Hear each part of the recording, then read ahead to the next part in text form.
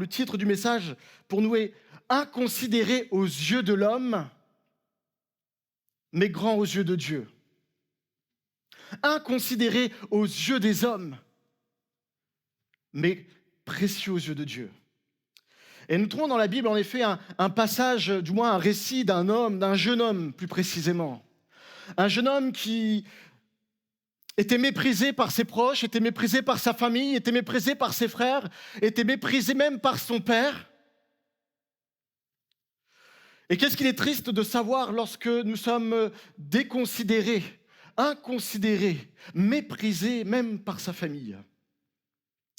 Et tout laisser penser que sa vie même se résumerait à garder le troupeau, le bétail de son père dans le désert. Quel triste avenir pour cet homme. Et pour autant, Dieu avait tout un autre projet pour lui.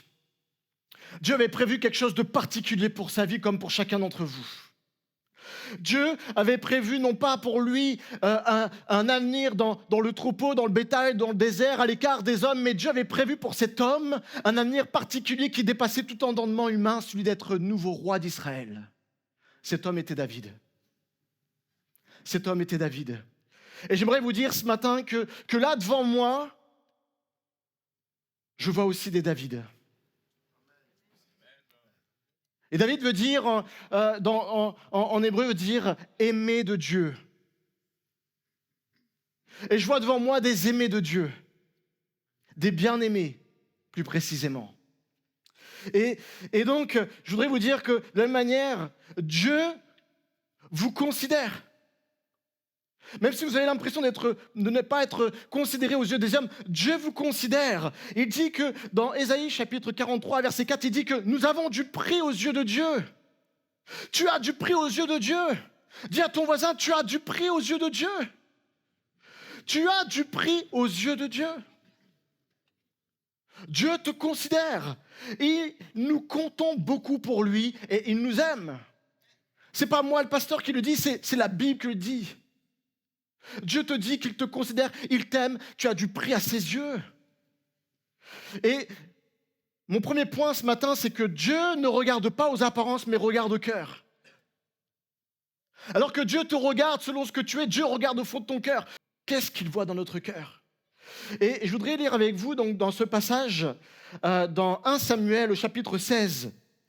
On va lire quelques versets. Je voudrais juste vous lire le récit de ce berger qui a été choisi comme nouveau roi d'Israël. Et dit l'Éternel, dit à Samuel, Samuel était un prophète, quand cesseras-tu de pleurer sur Saül? Je l'ai rejeté, afin qu'il ne règne plus sur Israël. Remplis ta corne d'huile et va. Je t'enverrai chez Isaïe, Bethléemite, car j'ai vu parmi ses fils celui que je désire pour roi. Samuel dit, mais comment irai-je? Le roi Saül qui l'apprendra, s'il apprend que tu me demandes d'aller choisir un nouveau roi à sa place, il va me tuer. Alors l'Éternel dit, non, mais tu emmèneras avec toi une génisse. Et tu diras, je viens offrir un sacrifice à l'Éternel. Et alors tu inviteras Isaïe au sacrifice. Et je te ferai connaître ce que tu dois faire. Tu oindras pour moi celui que je te dirai. Tu oindras pour moi celui que j'ai choisi comme nouveau roi d'Israël. Samuel fit ce que l'Éternel avait dit. Et alors, il alla à Bethléem. Et alors, lorsque les anciens de la ville accoururent effrayés au-devant de lui et dirent, mais ton arrivée, Samuel, annonce-t-elle quelque chose d'heureux? Rassure-nous. Alors Samuel répondit, mais oui, je viens pour offrir un sacrifice à l'Éternel. Alors sanctifiez-vous, préparez-vous, et venez avec moi au sacrifice. Il fit aussi sanctifier Isaïe et ses fils, et il les invita au sacrifice. Voilà ce qui va se passer. Lorsqu'ils entrèrent, il se dit, en voyant Éliab, certainement loin de l'Éternel est ici devant lui.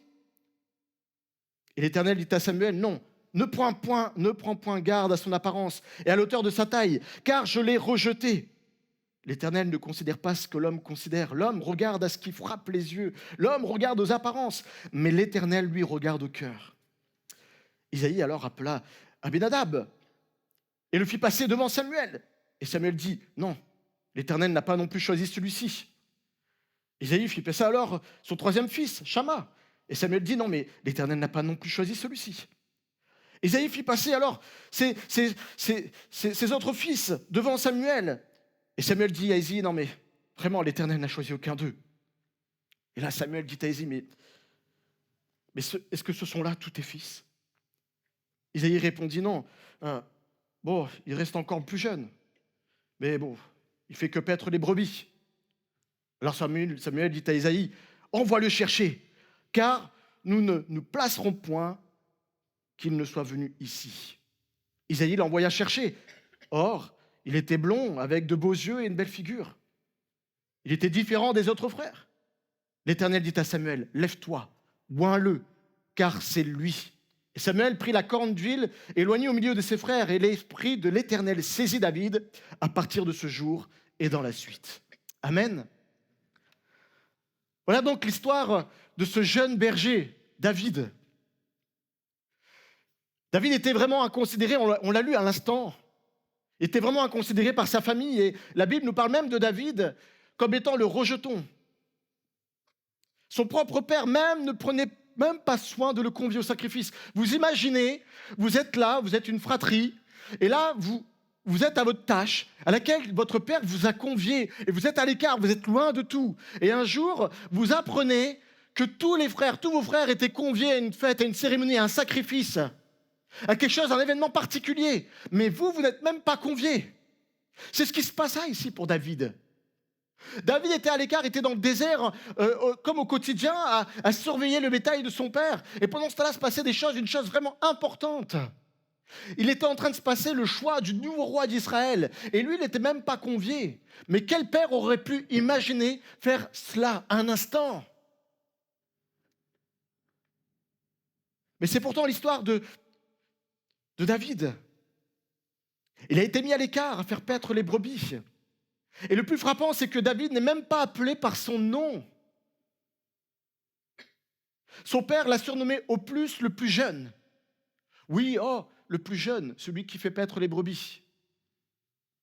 Vous imaginez un instant la considération du père pour David? Le considérer même pas par son nom, mais de le considérer par sa fonction qui pourrait être prise comme minimaliste. Mais Dieu lui connaissait véritablement David par son nom. Dieu connaissait véritablement David, non pas simplement par le nom, dans le sens où nous pourrions l'entendre, de dire oui, bon, je connais Guillaume parce je connais Jean-Paul. Oui, mais est-ce que je les connais véritablement? Je ne sais pas qui ils sont véritablement. Et de la même manière, je veux croire que le père de David, il connaissait son fils, mais simplement parce qu'il était teint de clair, il était pas il avait le teint clair, il avait des beaux yeux, mais bon, il avait décidé d'être berger. Mais Dieu, lui, le connaissait véritablement par son nom, il le connaissait, lui, dans son corps, dans son âme, dans son esprit. Il savait quelle était la valeur qu'il y avait dans cet être. Parce que Dieu l'avait créé. Dieu avait créé David. Il savait de quoi il était composé. Et lorsque David arriva à lui, il vit qu'il n'était pas comme ses frères. Samuel vit en effet qu'il avait le teint clair. Alors on peut penser en effet que tous les frères avaient le teint foncé, le teint bien bronzé, le teint méditerranéen, cheveux foncés. Mais vous imaginez, ils sont 8 frères. Vous avez 7 frères qui ont le teint foncé. Et là, d'un coup, vous dites, oui, non, il y en a un dernier. Et là, le gars, il arrive, et vous voyez, le gars, il ressemble à tous sauf à ses frères. Et certains théologiens ont peut-être même pensé qu'à cause de son apparence, David était issu d'une relation peut-être extra-conjugale. Et peut-être que c'était à cause de ça que, son père savait que c'était son fils, mais quand même, ce n'était pas véritablement son fils. Et peut-être c'est pour ça qu'il l'avait mis de côté, il l'avait mis à l'écart, il lui avait confié ce rôle de berger. Alors c'est vrai que le rôle de berger à cette époque, ce n'était pas quelque chose de petit comme on pourrait l'entendre aujourd'hui, c'était quand même une fonction importante de garder. Mais quand même, il est dit dans la Bible qu'il n'était pas question d'un grand bétail, mais d'un menu bétail, d'un petit bétail. Voilà à quoi était résumé David. Mais alors que les hommes regardaient aux apparences de David, alors qu'ils voyaient en lui simplement un homme différent de ses frères, un homme peut-être issu d'une relation extra-conjugale, lui, Dieu voyait à ce qu'il avait créé. Dieu regardait à son ouvrage. Et au lieu que de regarder à ses apparences, Dieu voyait en David un homme selon son cœur. Dieu voyait en David un homme habité d'une foi simple. Dieu voyait en David un homme avec un cœur, avec une foi simple, un homme avec un cœur pur, sans péché, sans fraude. Dieu voyait en David le caractère de Christ, son propre fils. Et si David n'était pas le bien-aimé de son père, comme son nom signifie, il était le bien-aimé de Dieu. Et lorsque David fut cherché depuis le pâturage, il est arrivé, il dit alors à Samuel, donc, lève-toi. Oins-le, car c'est lui que j'ai choisi comme nouveau roi. C'est lui que j'ai choisi comme nouveau roi. Peut-être de la même manière, je ne sais pas comment tu te considères. Peut-être êtes-vous comme David déconsidéré aux yeux des hommes. Peut-être êtes-vous comme David déconsidéré aux yeux même de votre famille. Peut-être as-tu été juste le fruit d'une procréation, mais qui n'était pas désirée. Peut-être même es-tu le fruit d'une relation extra-conjugale. Peut-être même tu es né alors que tu n'étais pas voulu. Et alors tu es arrivé dans une famille avec une discordance. Il n'y avait que de la dispute. Il n'y avait il n'y avait pas d'amour.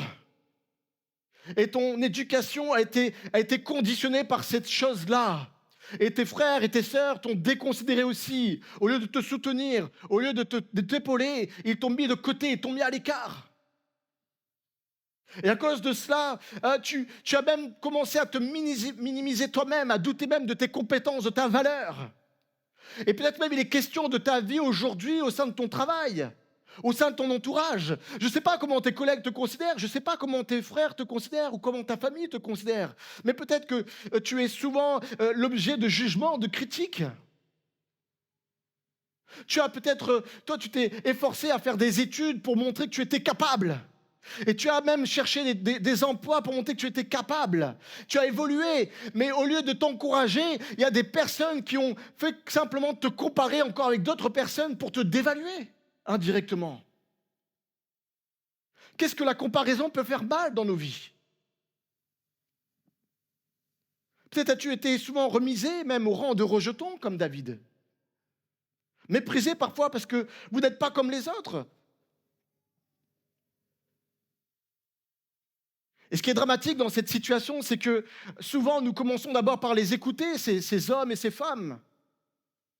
Et au début, on prend du recul sur cela. On s'est dit, oh non, c'est pas grave, il se trompe. Je ne veux pas l'écouter. Mais en réalité, ces choses sont comme des semences qui viennent s'enraciner dans nos cœurs. Ces mauvaises semences commencent à germer dans nos cœurs. Et on commence alors à douter de notre valeur, à douter de nos compétences. On commence à douter de ce que même Dieu a mis dans notre cœur. On commence à douter même de notre appel pour certains. Peut-être que Dieu t'a appelé à quelque chose de particulier dans ta vie. Il t'a appelé à un ministère, peut-être appelé à être un pasteur, peut-être appelé à être, je ne sais pas, appelé à faire la louange, peut-être appelé à amener des idées importantes pour une église, à servir le Seigneur de tout ton cœur. Et Dieu t'a nourri de pensées que tu n'aurais même jamais imaginées. Mais voilà que dès lors que tu as commencé à te mettre en place, il y a des hommes qui t'ont déconsidéré. Même des frères et sœurs dans des églises ont commencé à te juger. Et commencer à dire, à commencer à parler des autres et en fait à te comparer à d'autres personnes. Et alors tu commences à te poser cette question, est-ce que je suis à la bonne place? Est-ce que le Seigneur m'a véritablement appelé à cela? Est-ce que le Seigneur m'a véritablement appelé à ce ministère? Est-ce que le Seigneur m'a véritablement appelé à cette fonction? Mais je voudrais te dire ce matin que tout comme David, Dieu te connaît par ton nom. La Bible dit dans Jérémie chapitre 1, verset 5, « Avant que je t'eusse formé dans le ventre de ta mère, je te connaissais par ton nom.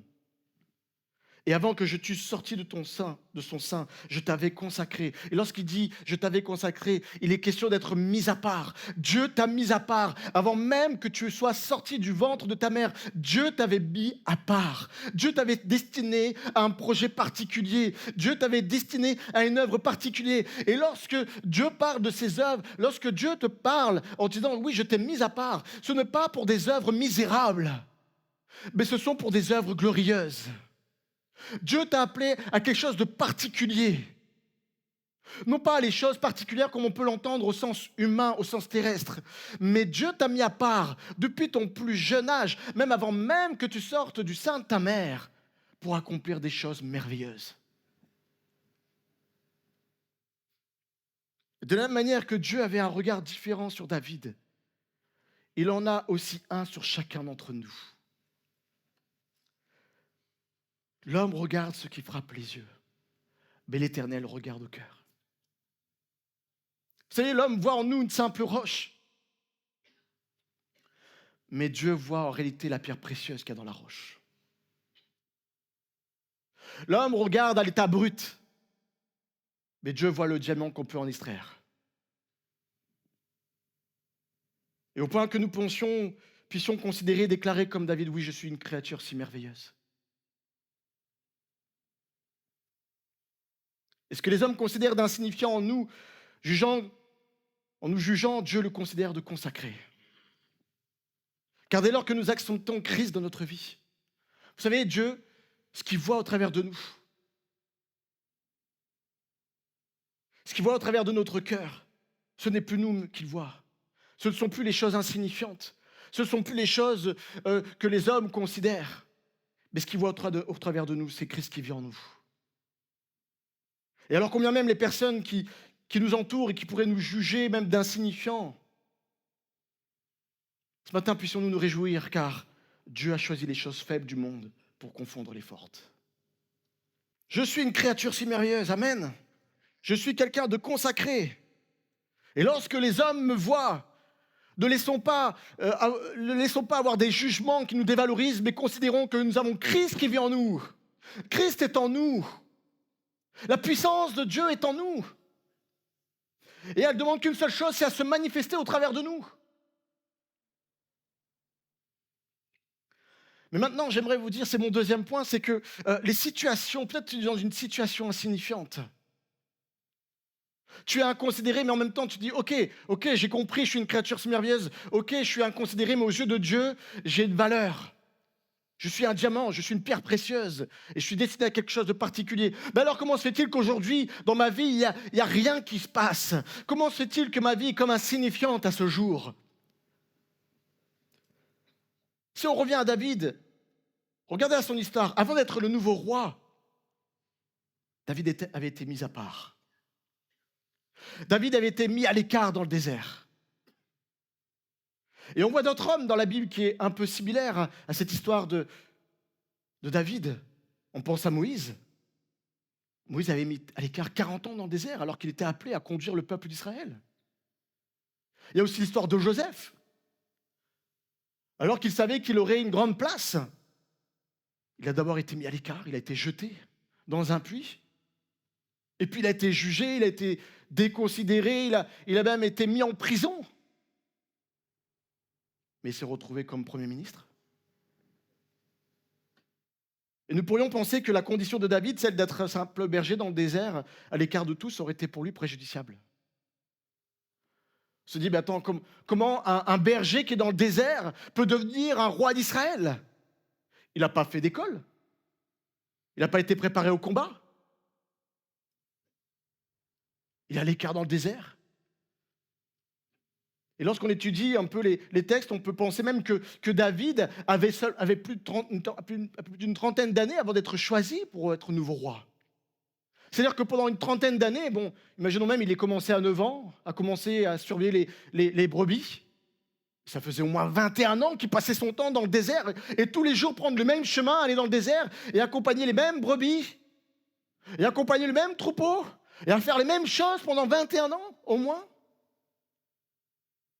Et certainement qu'aux yeux des hommes, cette situation était insignifiante. Mais en réalité, cette situation était une mise à part que Dieu avait voulu. Parce que pendant qu'il surveillait les troupeaux, en réalité, Dieu était en train de s'occuper de lui, il était en train de le façonner. Dieu était en train de le préparer. Dieu était en train de le modeler. Non seulement sur le plan spirituel, mais aussi sur le plan physique.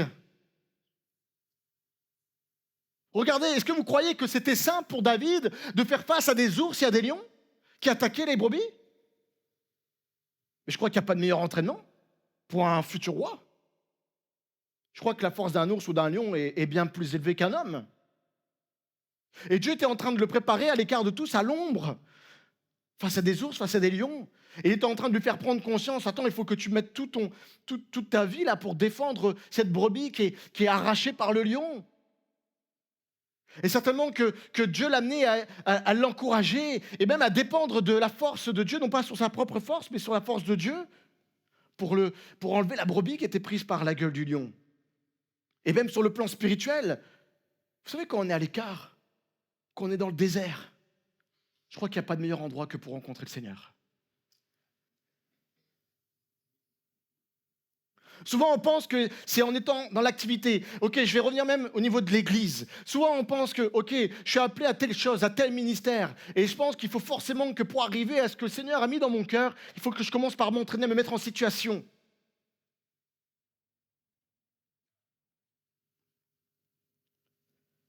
Mais avec Dieu, c'est l'inverse.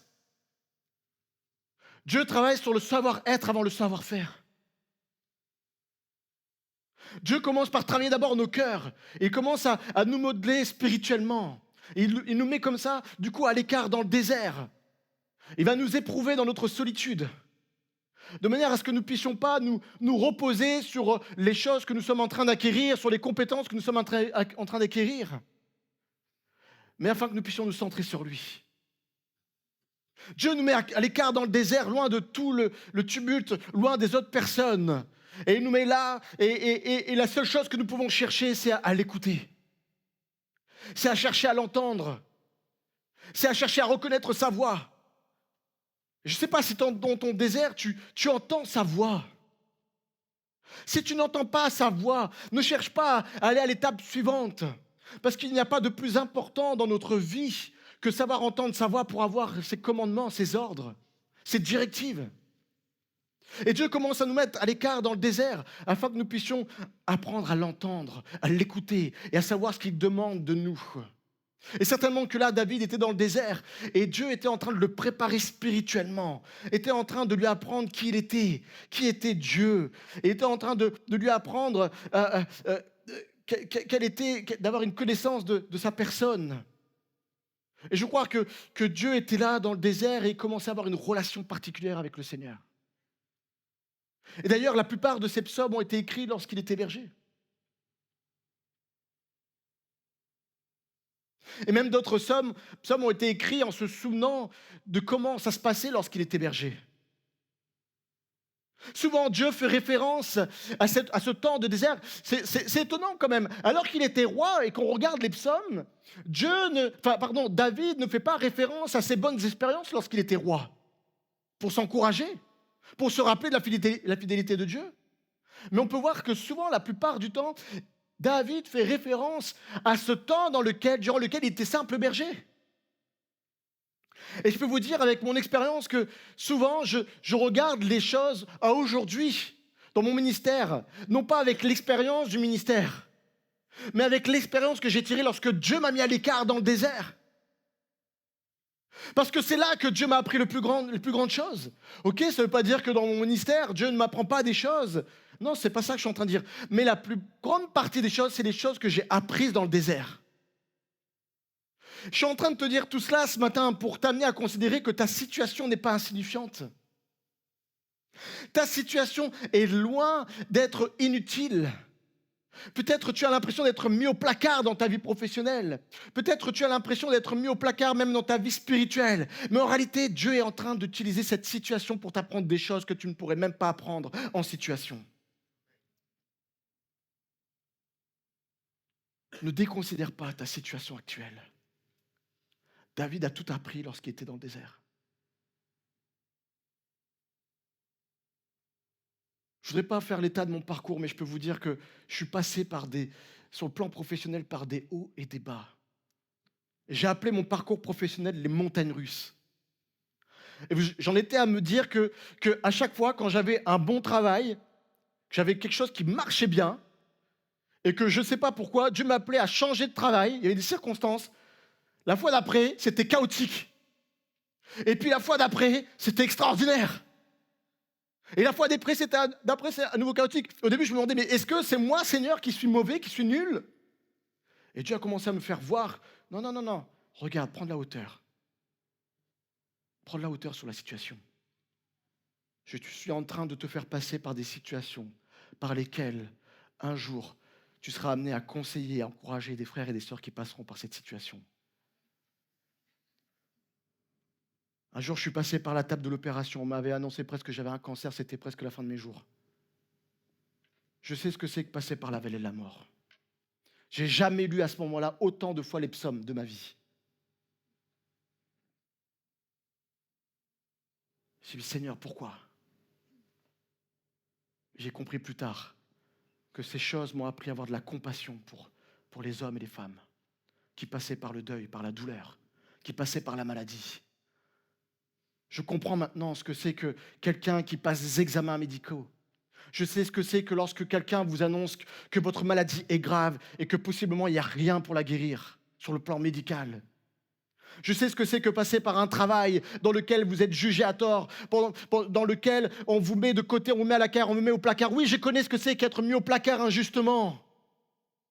Mais aujourd'hui, je suis fier, je suis heureux de ce que le Seigneur m'a fait passer par ces situations insignifiantes, jugées par les hommes, parce que ces choses-là m'ont appris à être ce que je suis aujourd'hui, m'ont appris à pouvoir être un conseiller aujourd'hui, m'ont appris à avoir de la hauteur.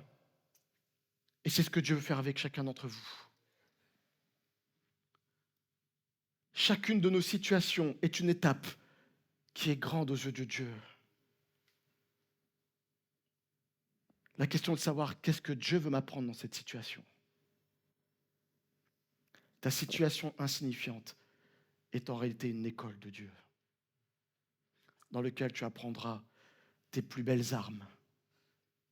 Vous savez, je considère que chacune des étapes dans notre vie, c'est comme un module du processus de formation que Dieu a prévu pour nous pour accomplir ses œuvres.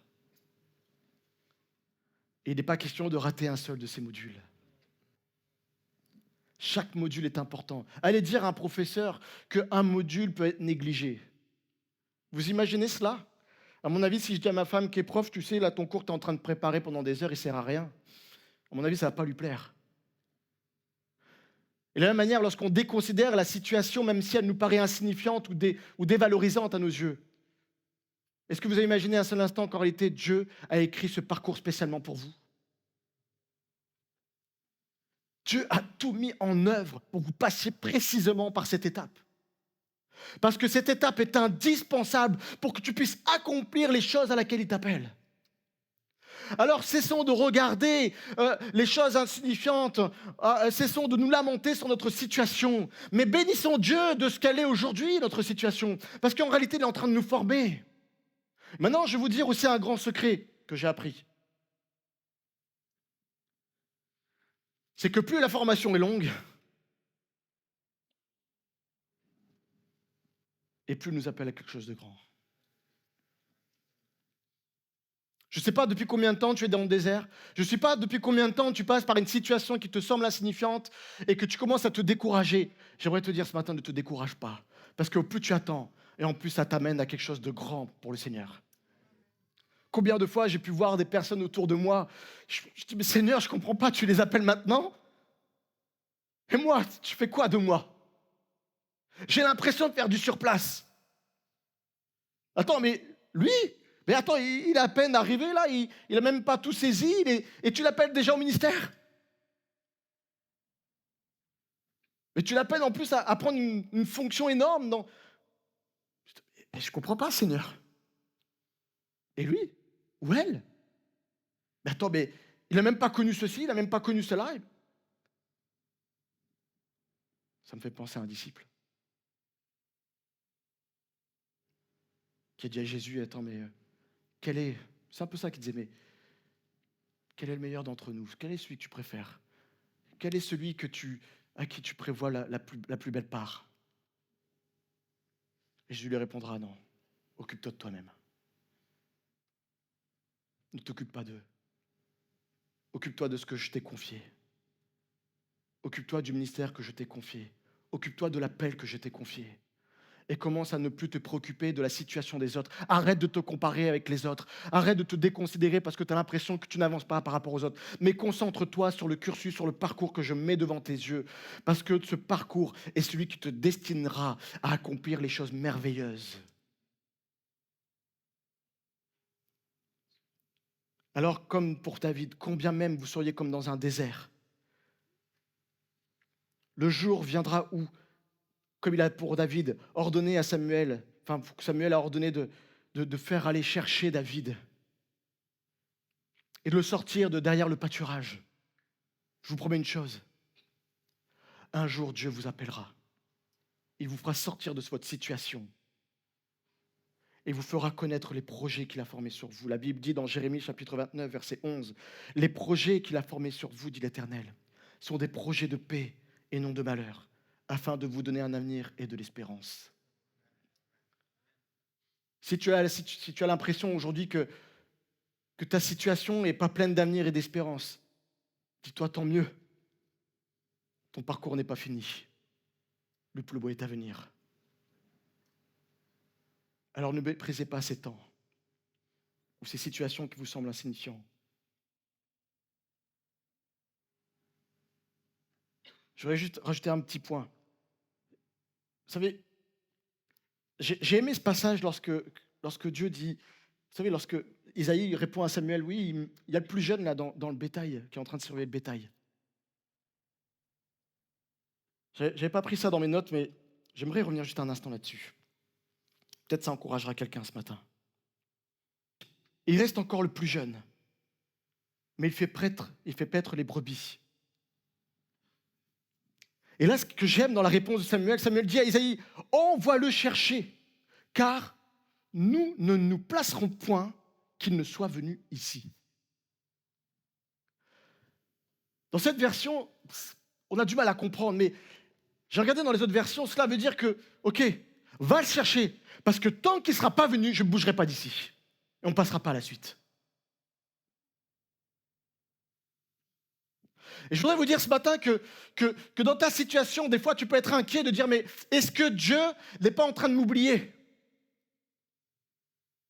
Tu as tellement l'impression d'être mis à l'écart que tu te dis que tu vas rater le coche.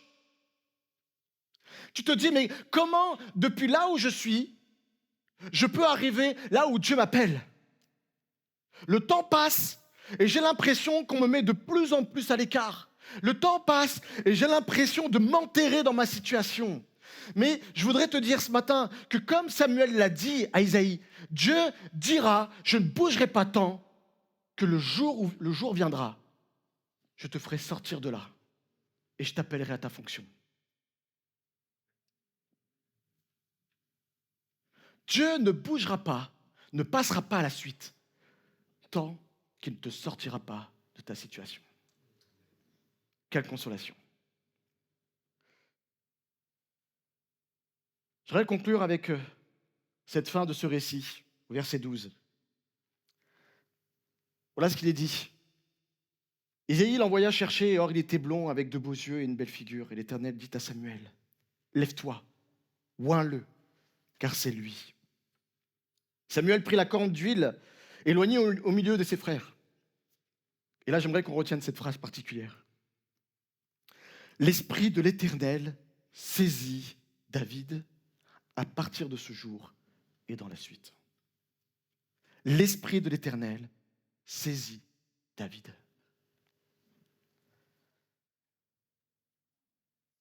Vous savez, c'est saisi du Saint-Esprit que David a gagné les combats. C'est saisi du Saint-Esprit que David a traversé les situations. C'est saisi du Saint-Esprit que David est arrivé finalement le nouveau roi d'Israël. Ce n'est pas par ses forces, ce n'est pas par ses capacités humaines, mais c'est saisi du Saint-Esprit que David est arrivé à ce que Dieu l'appelait. Et je veux dire de la même manière, ne nous appuyons pas sur nos capacités, et nos compétences humaines. Mais considérons les choses comme le psalmiste. Comme David l'a dit un jour dans Psaume chapitre 20, verset 7, il dit « Ceux-ci s'appuient sur leurs chars, ceux-là sur leurs chevaux. » En d'autres mots, il dit « Ceux-ci s'appuient sur leurs compétences, ceux-ci s'appuient sur leurs forces. » Mais nous invoquons le nom de l'Éternel, notre Dieu. Ne cherche pas à savoir si tu as les compétences humaines pour arriver aux fonctions à laquelle Dieu t'appelle. Mais laisse le Seigneur te saisir par son Saint-Esprit. Laisse le Seigneur t'équiper de ton Esprit Saint, afin que tu puisses être revêtu de sa puissance. Et si tu ne l'es pas encore aujourd'hui, cherche-le ardemment avec zèle, car tu verras la différence. Et qui sait, si ton désert aujourd'hui n'est pas une étape dans laquelle Dieu t'amène à chercher la puissance du Saint-Esprit dans ta vie, afin que demain, tu puisses manifester avec efficacité l'œuvre à laquelle il t'appelle. Je termine avec cette phrase, ce verset. C'est par mon esprit, dit l'Éternel, des armées. C'est par mon esprit. Amen.